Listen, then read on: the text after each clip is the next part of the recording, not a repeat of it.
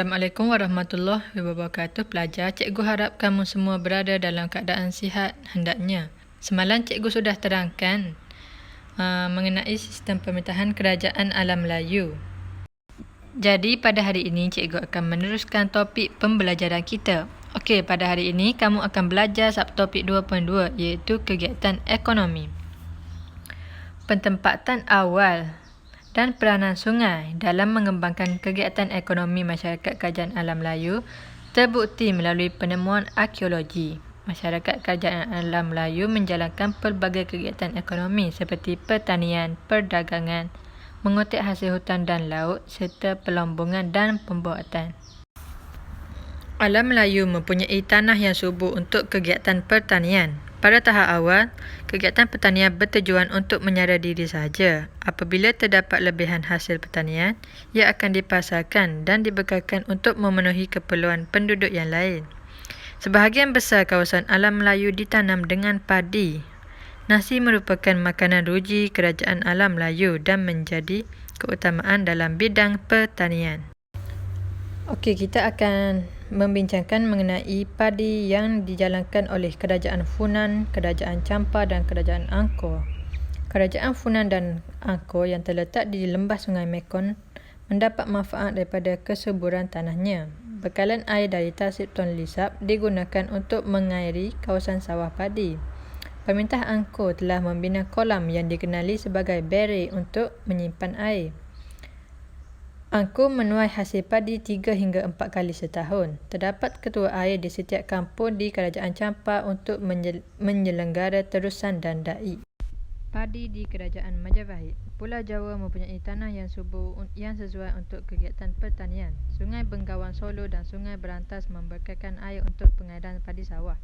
Pemerintah Majapahit telah membina beberapa sistem pengairan untuk meningkatkan pengeluaran padi sawah. Seterusnya, padi di Kerajaan Sriwijaya. Padi menjadi tanaman utama Kerajaan Sriwijaya. Padi sawah ditanam di kawasan pendalaman Palembang, terutama di tanah tinggi Pasemah dan Hulu Musi. Pada padi, masyarakat Kerajaan Alam Melayu juga menjalankan pertanian rempah rantus. Rempah rantus yang terdapat di Alam Melayu ialah bunga cengkeh, buah pala, lada hitam. Bunga cengkeh ditanam di Kepulauan Maluku, buah pala ditanam di Pulau Banda, lada hitam ditanam di Sumatera dan Jawa. Okey, setakat ini cikgu harap semua faham kegiatan pertanian yang lain. Masyarakat Kerajaan Alam Melayu juga mengusahakan tanaman lain seperti pisang, tebu, bijang, kekacang, kelapa, sayuran dan buah-buahan. Mereka turut terlibat dalam kegiatan menangkap ikan di sawah, paya dan sungai. Mereka juga menangkap kura-kura untuk mendapatkan kulitnya. Dan ekonomi yang seterusnya ialah perdagangan. Perdagangan merupakan kegiatan ekonomi yang penting bagi Kerajaan Alam Melayu. Barangan dari Alam Melayu menjadi tarikan pedagang luar. Kedudukan Alam Melayu yang strategik iaitu di tengah-tengah laluan perdagangan timur dan barat. Dan terdapat kemudahan pelabuhan. Pelabuhan tersebut dilengkapi dengan pelbagai kemudahan seperti bekalan air, tempat tinggal, tempat menyimpan barang dagangan dan kawasan jual beli. Baiklah, perdagangan di Kerajaan Funan. Pelabuhan Kerajaan Funan dikenali sebagai OKU. Kerajaan Funan mempunyai barang dagangan seperti kayu cendana, gaharu, kapur barus dan damar. Seterusnya, perdagangan di Kerajaan Champa. Pelabuhan Kerajaan Champa ialah Turan, Kamran, Sri Banoi dan Malati. Barangan dagangan Kerajaan Champa pula adalah gading gajah, gaharu, beras, emas dan perak.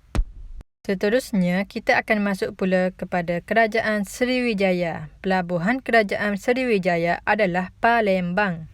Barang dagangan mereka adalah sumbu badak, damar, kapur barus, gaharu, madu, rotan, rempah, mutiara dan gading gajah. Seterusnya, Kerajaan Angkor. Pelabuhan Kerajaan Angkor adalah Yasodharapura. Barang dagangan mereka adalah gading gajah, damar, lilin lebah, minyak sayuran, gaharu dan buah pelaga.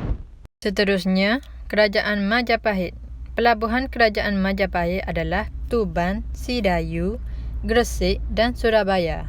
Barang dagangan mereka adalah kulit penyu, mutiara, gaharu, ikan, rotan, kayu cendana, rempah dan beras. Seterusnya, Kerajaan Kedah Tua. Pelabuhan Kerajaan Kedah Tua adalah Sungai Mas dan Pangkalan Bujang. Mereka mendagangkan gading gajah, kayu cendana, dama dan rotan. Kerajaan Gangga Negara. Pelabuhan bagi Kerajaan Gangga Negara adalah Pangkalan, Lembah Kita, Tanjung Rambutan, Bido dan Sungai Siput. Untuk pengetahuan kamu semua, Kerajaan Gangga Negara ini merupakan negeri Perak. Barang dagangan mereka adalah kapur barus, dama, rempah ratus, emas, biji timah. Selain daripada menjalankan kegiatan pertanian dan perdagangan sebagai kegiatan ekonomi, masyarakat Kerajaan Alam Melayu juga memungut hasil laut dan hasil hutan. Kerajaan Alam Melayu kaya dengan hasil hutan dan laut. Kegiatan ini merupakan kegiatan ekonomi yang bersifat sara diri. Namun, ia didagangkan apabila melebihi keperluan masyarakat setempat. Kawasan Kerajaan Alam Melayu berkembang menjadi kawasan perdagangan. Antara hasil laut yang mendapat permintaan tinggi adalah sarang burung, rotan, kapur barus, kamat, mutiara dan rumpai laut. Ini merupakan contoh hasil laut. Yang pertama adalah gamat. Gamat dijadikan bahan makanan dan perubatan. Kemudian rumpai laut. Rumpai laut dijadikan makanan. Seterusnya mutiara. Mutiara ini dijadikan barang perhiasan. Kesemua hasil laut tersebut mudah didapati di perairan alam Melayu, terutama di Selat Melaka dan Laut Sulu. Kegiatan ekonomi yang terakhir adalah pelombongan dan pembuatan. Masyarakat Kerajaan Alam Melayu turut menjalankan kegiatan pelombongan dan pembuatan. Pelombongan merupakan kegiatan melombong emas, perak dan biji besi. Pada peringkat awal, mereka melombong dengan cara mendulan secara kecilan.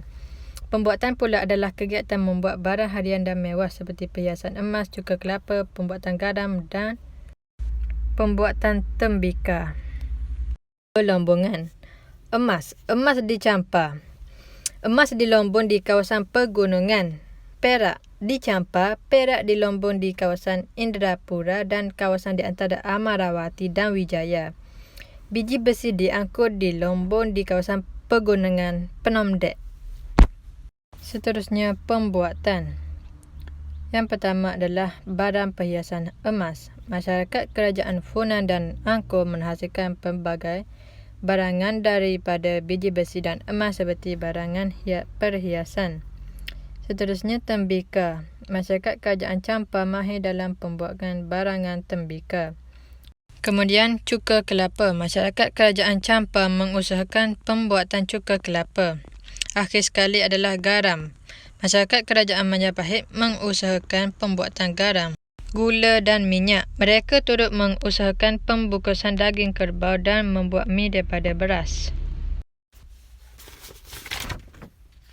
Jadi itu sahaja topik pembelajaran kita pada hari ini. Jadi sebelum cikgu rumuskan mengenai topik pembelajaran sebentar tadi, jom kita cerna minda. Okey, soalan.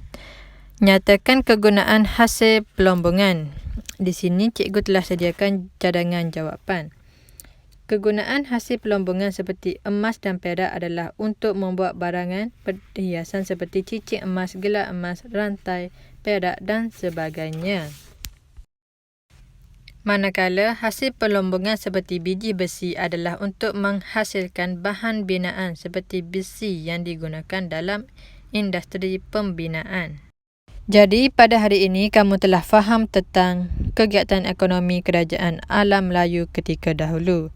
Jika kamu dapat lihat, kegiatan ekonomi yang dijalankan oleh masyarakat Kerajaan Alam Melayu masih kekal dijalankan sehingga hari ini, iaitu menanam padi, perdagangan, pembuatan dan sebagainya.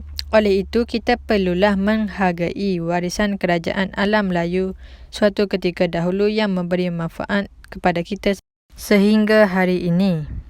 Sekian sahaja daripada cikgu pada hari ini. Terima kasih kerana meluangkan masa. Sebarang pertanyaan dan soalan boleh kemukakan di grup WhatsApp.